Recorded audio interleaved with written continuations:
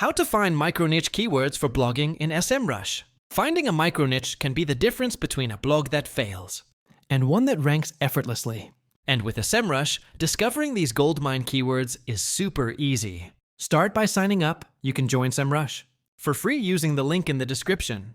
Now go to the keyword magic tool and type in a broad niche like fitness or personal finance. Apply filters to find low competition, high CPC keywords with low search volume. These are perfect for micro niches. Then check the SERP analysis, see who's ranking.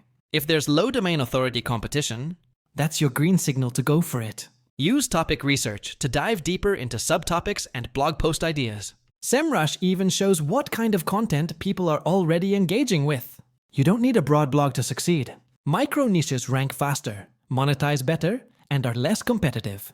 Join SEMrush for free using the link in the description and start uncovering profitable micro niches today.